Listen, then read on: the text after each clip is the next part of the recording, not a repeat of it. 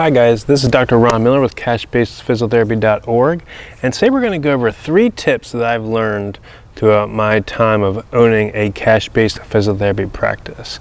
So 1, never count the money until it's actually paid. So don't go off of hope, or someone said that they're going to come in, or they agreed to your treatment plan and they booked out 3 or 4 sessions and you're planning on that money coming in, or someone said that they're going to come in, or the eval is booked and you're working on your weekly budget and you're going to count that money.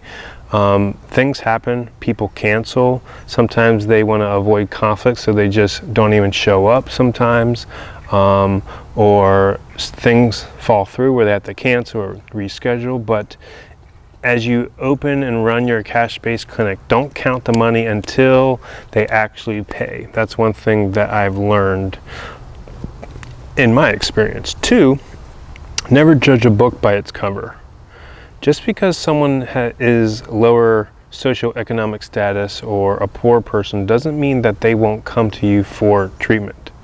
Okay, sometimes they have failed multiple treatments and they're relying on you and hoping on you to resolve their pain. Okay, so they'll still come to you for treatment, and it's up to you to design a process to be able to handle that situation. What are you going to do if someone doesn't have the money to come to you for treatment, but they want to come to you? That's a problem that you have to solve. But many people just think that, oh, a cash-based clinic, you're just seeing rich people. No, that is not true. That helps a lot, but there's plenty of times where people didn't have the money, but they wanted to come and see me because either a friend I helped, or they saw my reviews online, or they failed multiple treatment approaches. And this is where you have to think outside your box. Stop, just dealing with CrossFitters or just dealing with like the personal training and the gym programs.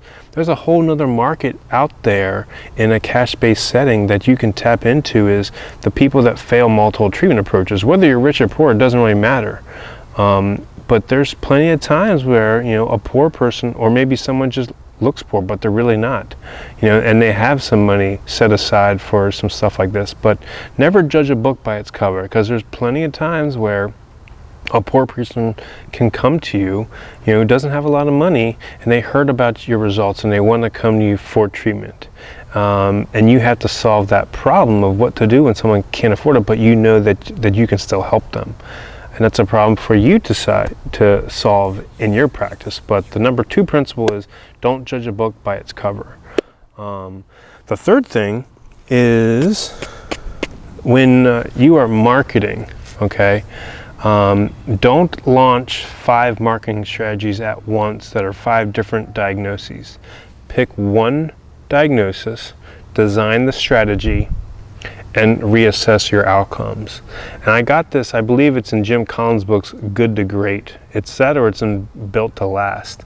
I love the idea of firing some small shots first and fine-tuning your process and make sure that it works. And then you launch the cannonball.